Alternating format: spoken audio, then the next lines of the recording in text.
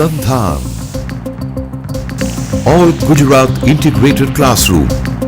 સેટેલાઇટના માધ્યમથી જોડતી કડી એટલે સંધાન. નમસ્તે વિદ્યાર્થી મિત્રો, સ્વાગત છે તમારું સંધાનના ઉચ્ચ શિક્ષણ કમિશનરની કચેરી દ્વારા પ્રાયોજિત સેટેલાઇટ માધ્યમથી થતા ઇન્ટિગ્રેટેડ ક્લાસરૂમમાં. આપ સૌ જાણો છો એમ આજે આપણે અર્થશાસ્ત્ર ભણતા હોઈએ છીએ અને ઇકોનોમિક્સમાં પણ જે બેઝિક ટોપિકની વાત આપણે કરીએ છીએ એમાં આજે આપણે આંતરરાષ્ટ્રીય વેપારના સિદ્ધાંતોમાં હેબરલરે આપેલો વૈકલ્પિક ખર્ચનો સિદ્ધાંત અથવા વૈકલ્પિક ખર્ચની તુલના દ્વારા આંતરરાષ્ટ્રીય વેપારને સમજાવવાનો સિદ્ધાંત સમજવાનો પ્રયત્ન કરીશું. વિદ્યાર્થી મિત્રો, આપ જાણો છો કે જેમ જેમ પ્રગતિ થતી ગઈ, જેમ જેમ વિકાસ થતો ગયો, એમ વ્યાપાર પોતાનું સ્વરૂપ બદલતો ગયો. આગળ ઉપર જે સિદ્ધાંતો આપ ભણી ગયા, આંતરરાષ્ટ્રીય વેપારની જે વાતો આપ સાંભળી ગયા, એને થોડીક રિપીટ કરી લેવી એટલા માટે જરૂરી છે કે તો આપણે વૈકલ્પિક ખર્ચ તફાવતનો જે સિદ્ધાંત છે એ બહુ સરળતાથી સમજી શકીએ. આપણે જાણીએ છીએ કે બહુ જ ઓછો વિકાસ જ્યારે થયો હતો, ખૂબ સામાન્ય સમાજ હતો, લોકો નજીક નજીક રહેતા હતા, પોતાની પ્રાથમિક જરૂરિયાતો સાટા પ્રથા દ્વારા પૂરી કરતા હતા, વસ્તુના વિકલ્પે વસ્તુ મેળવીને પોતાની જરૂરિયાતોને સંતોષતા હતા, ત્યારે પણ વેપારનું એક પ્રાથમિક સ્વરૂપ તો હતું જ. અને એ વખતે રાષ્ટ્રની વિભાવના બહુ મોટી નહોતી. બે દેશ વચ્ચે બહુ મોટા વેપારો થઈ શકે અને એ વેપારોમાં નફાખોટના હિસાબો થઈ શકે એવો બહુ મોટો વિચાર નહોતો. આમ છતાં લોકો વહાણવટું કરતા, બીજા દેશમાં જતા, ત્યાંથી જે વસ્તુઓ મળે જે પોતાના દેશમાં ન મળતી હોય એ લઈ આવતા અને સામે પોતાના દેશની વસ્તુ સામેના દેશને આપતા. આંતરરાષ્ટ્રીય વેપાર કાળક્રમે મોટો થતો ગયો, આધુનિકીકરણ થતું ગયું, ઔદ્યોગિકીકરણ થતું ગયું અને અર્થશાસ્ત્રની આધુનિક વિચારધારાઓનો વિકાસ થયો. આપણે સૌ જાણીએ છીએ કે એડમ સ્મિથ, જેને આપણે અર્થશાસ્ત્રના પિતા, પાયોનિયર ગણીએ છીએ, પશ્ચિમના દેશોમાં ઇકોનોમિક્સનો પદ્ધતિસરનો વૈજ્ઞાનિક ઢબે અભ્યાસ શરૂ કરનારા જે મહાનુભાવો છે એમાં એડમ સ્મિથનું સ્થાન મોખરાનું છે.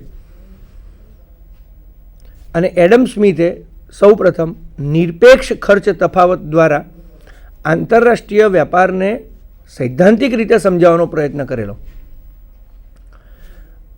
બહુ સરળ આ ખ્યાલ હતો, જે દેશ જે વસ્તુના ઉત્પાદનમાં ચઢિયાતાપણું ધરાવે છે એ દેશ એ વસ્તુનું ઉત્પાદન કરશે અને તો એને આંતરરાષ્ટ્રીય વેપારમાં ફાયદો થશે.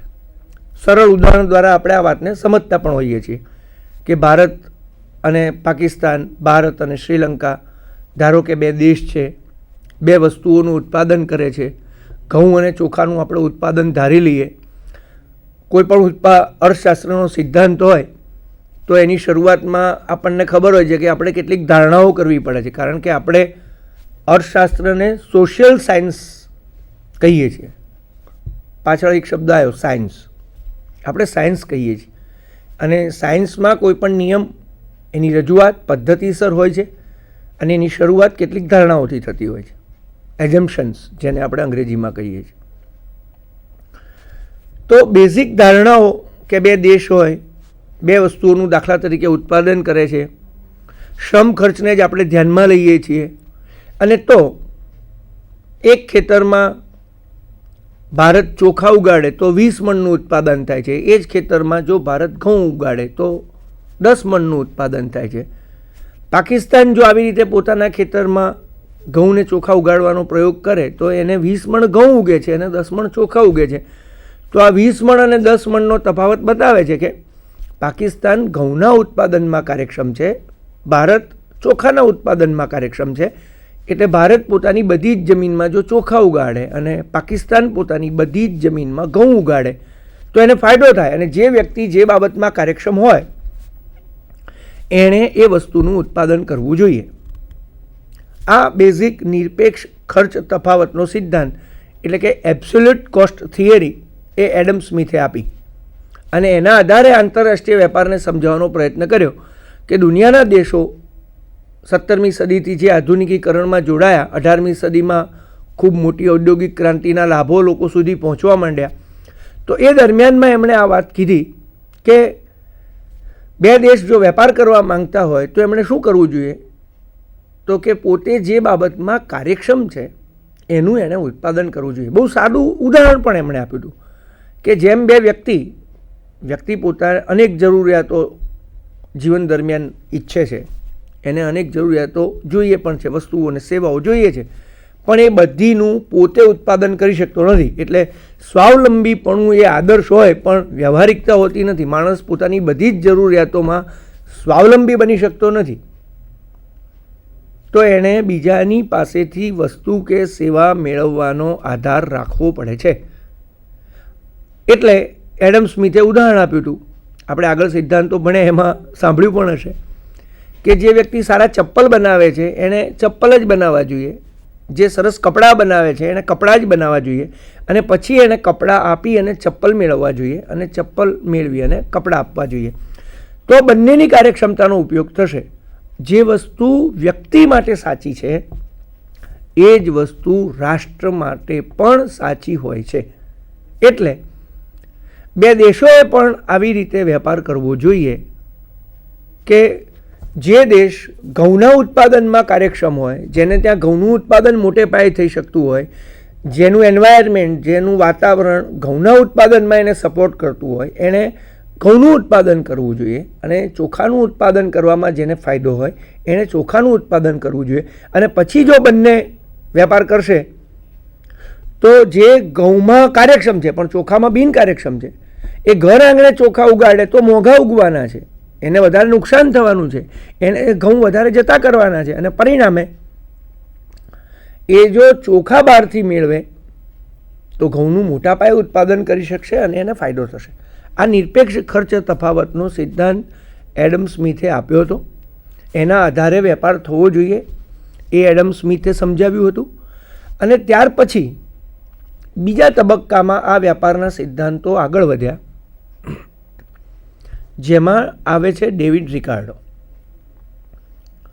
એડમ સ્મિથની વિચારધારા આગળ ચલાવીને ડેવિડ રિકાર્ડો કહે છે કે ભાઈ નિરપેક્ષ ખર્ચ તફાવત હોય તો વેપાર થાય જ. એ તો મીનમેક ફેર નથી એમાં કે જે વ્યક્તિ કે જે દેશ જે બાબતમાં કાર્યક્ષમ હોય એ વ્યક્તિ અને એ દેશે એ બાબતમાં ઉત્પાદન સ્વીકારી અને વેપાર કરવો જોઈએ તો ફાયદો થાય. એ તો સ્વાભાવિક વાત છે, કુદરતી બાબત છે, લો ઓફ નેચર્સ છે.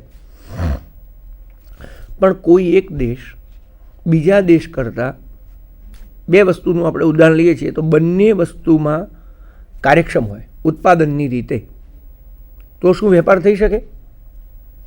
એટલે રિકાર્ડોએ એક નવો પ્રશ્ન, આંતરરાષ્ટ્રીય વેપારમાં થોડીક વધારે પ્રગતિ કે દેશ બીજા કરતાં વધારે કાર્યક્ષમ હોય ત્યાં તો ઉત્પાદન કરે જ, પણ ધારો કે એ બંને વસ્તુમાં કાર્યક્ષમ છે, એટલે ચોખા ઉગાડે તોય વધુ ઉગાડી શકે છે, ઘઉં ઉગાડે તો પણ વધુ ઉગાડી શકે છે, તો શું એ બે દેશ વચ્ચે વેપાર થાય? એટલે પહેલો પ્રશ્ન વેપાર થાય, બીજો પ્રશ્ન વેપાર કેમ થાય, અને ત્રીજો પ્રશ્ન કે બંને બાબતમાં વેપારમાં દેશ કાર્યક્ષમ હોય તો વેપાર થાય. તો રિકાર્ડોએ એનો પણ જવાબ આપ્યો કે હા, ત્યાં પણ વેપાર થાય, કારણ કે કાર્યક્ષમતામાં તફાવત હોય છે. ભારત પાકિસ્તાન કરતાં ઘઉં અને ચોખા બંનેમાં કાર્યક્ષમ હોય ઉગાડવામાં, દાખલા તરીકે. પણ જો એ ઘઉં ઉગાડે તો પાકિસ્તાન કરતાં 3 ગણા વધુ ઉગાડે, અને ચોખા ઉગાડે તો પાકિસ્તાન કરતાં 1 ગણા વધુ ઉગાડે. તો આનો મતલબ એ થયો કે ઘઉંમાં એની કાર્યક્ષમતા વધારે સારી છે અને ચોખામાં ઓછી છે, તો તુલનાત્મક લાભ ઘઉંમાં છે, ચોખામાં નથી. આપણે વ્યક્તિની રીતે આ ઉદાહરણ લઈએ ને તો બહુ સરળતાથી આ પણ સમજી શકાય છે. પછી આપણે મૂળ વૈકલ્પિક ખર્ચમાં આવું છે એટલે ટૂંકમાં આને સમજી લઈએ. એક વ્યક્તિ વકીલ છે, એ પોતે સારું અંગ્રેજી જાણે છે, કોર્ટમાં વકીલાત કરે છે એટલે એનું અંગ્રેજી ખૂબ સારું છે. એ ધારે તો પોતાના બાળકને અંગ્રેજી શીખવાડી જ શકે, સારી રીતે શીખવાડી શકે, પણ એ 1 કલાક બાળકને અંગ્રેજી શીખવાડવામાં આપે એના કરતાં પોતાના કેસના સ્ટડી માટે આપે તો એમાંથી એને વધારે ફાયદો થવાનો છે. એટલે એ શું કરે છે કે 1 કલાક પોતાના કોર્ટના કેસ પાછળ આપે છે અને એમાંથી જે પૈસા કમાય છે એમાંથી થોડાક પૈસા આપીને કોઈ સારા શિક્ષકને રાખે છે જે પોતાના બાળકને અંગ્રેજી ભણાવે. એટલે કોઈ ઉદ્યોગપતિ, કોઈ વેપારી, કોઈ વકીલ, કોઈ શિક્ષક નાના નાના અનેક કામો કરી જ શકે પોતાના ઘરના, અને એ કામો એ સારી રીતે પણ કરી શકે, પણ એ કામ પાછળ જે સમય આપે છે એ જ સમય જો એ પોતાના કામમાં આપે તો વધારે પ્રોડક્ટિવ હોય છે. એટલે સવાલ એ આવ્યો કે તમારી કાર્યક્ષમતા દરેક બાબતમાં એક સરખી હોતી નથી, તો તમારે જે બાબતમાં તમે વધુ કાર્યક્ષમ છો એમાં જોડાવવું જોઈએ. આ વ્યક્તિ માટેનો સિદ્ધાંત રિકાર્ડો દેશ માટે, રાષ્ટ્ર માટે લઈ આવ્યા અને એમણે ત્યાં પણ આ બાબત સમજાવી કે દેશ ઘઉંના અને ચોખાના બંનેના ઉત્પાદનમાં કાર્યક્ષમ હોય, પણ જો ઘઉંમાં વધુ કાર્યક્ષમ હોય, ચોખામાં ઓછો કાર્યક્ષમ હોય તો એણે ઘઉંનું ઉત્પાદન કરવું જોઈએ. એટલે રિકાર્ડોનો તુલનાત્મક ખર્ચ તફાવતનો સિદ્ધાંત આવ્યો. એટલે નિરપેક્ષ ખર્ચ તફાવત એડમ સ્મિથ સમજાવી ગયા, પછી રિકાર્ડોએ તુલનાત્મક ખર્ચ તફાવત આપ્યો, પછી હેક્સર અને ઓલિન આવ્યા જેમણે કીધું કે ભાઈ નિરપેક્ષ ખર્ચ તફાવત હોય કે તુલનાત્મક ખર્ચ તફાવત હોય એ ઉદ્ભવે છે ક્યાંથી? તો કે સાધનો અપ્રમાણસર જે વહેંચાયેલા છે માટે ઉદ્ભવે છે. એટલે એના પાયામાં કુદરતી રીતે જે સાધન ફાળવણીની અસમાનતા છે અથવા તો વૈવિધ્ય છે એ રહેલું છે. એને પણ આપણે સમજી લઈએ, કારણ કે વૈકલ્પિક ખર્ચ તફાવતમાં સમજવામાં આ બધું જ કામ લાગવાનું છે, કારણ કે આ બધાના બેઝ ઉપર હેબરલર વૈકલ્પિક ખર્ચ તફાવતનો ખ્યાલ આપણને સમજાવે છે.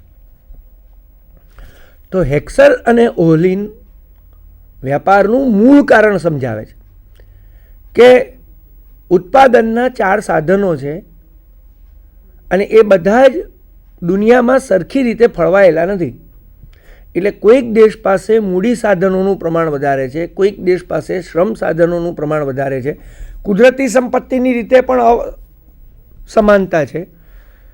તો જે દેશ પાસે જે ઉત્પાદનનું સાધન વિપુલ માત્રામાં હોય છે, એટલે સાધન પ્રમાણ તફાવતનો સિદ્ધાંત હેક્સર ઓલિન આપે છે કે નિરપેક્ષ ખર્ચ તફાવત અને તુલનાત્મક ખર્ચ તફાવત ઉદ્ભવવાનું મૂળ કારણ છે સાધન ફાળવણીની અસમાનતા. એટલે આંતરરાષ્ટ્રીય વેપાર 3જા તબક્કામાં પહોંચે છે જ્યાં કુદરતી કારણને શોધી કાઢવામાં આવે છે અને એના દ્વારા હેક્સર ઓલિન સિદ્ધાંત સમજાવે છે સાધન પ્રમાણ તફાવતનો, જેમાં એ આવકનો પણ ખ્યાલ આપે છે, ખર્ચનો પણ ખ્યાલ આપે છે, સાધનની રીતે તફાવતને પણ સમજાવે છે અને સાધનની વિપુલતા હોવાને કારણે ઉત્પાદન ખર્ચમાં જે તફાવત આવે છે એને પણ સમજાવે છે. અને ટૂંકમાં એ રીતે વાતને કરે છે કે જે દેશ મૂડી પ્રધાન હોય એણે મૂડી પ્રધાન વસ્તુઓનું ઉત્પાદન કરવું જોઈએ, જે દેશ શ્રમ પ્રધાન હોય એણે શ્રમ પ્રધાન વસ્તુઓનું ઉત્પાદન કરવું જોઈએ, તો એનું ઉત્પાદન ખર્ચ નીચું આવશે. અને જે દેશ જે વસ્તુના ઉત્પાદન ખર્ચમાં નીચું પ્રમાણ લાવી શકતો હોય એમાં એને આંતરરાષ્ટ્રીય વેપાર કરે તો લાભ વધારે થાય.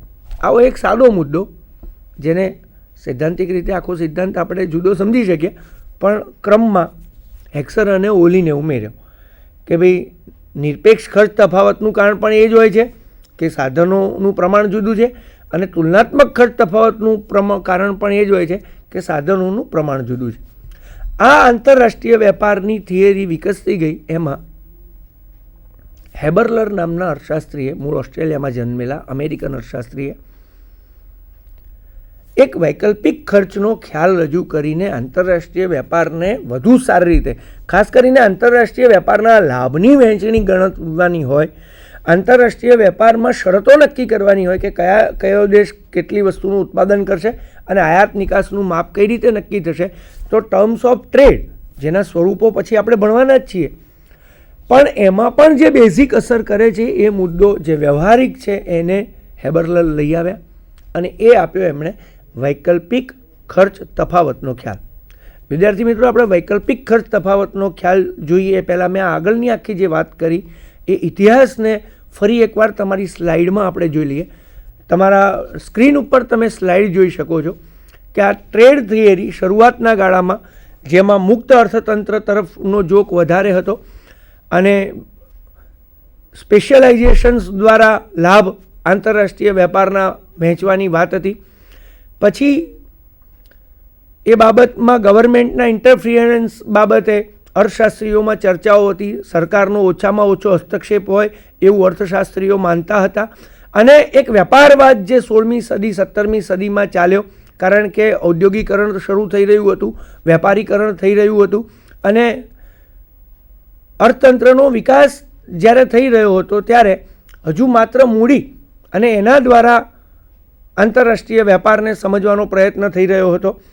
એ પછી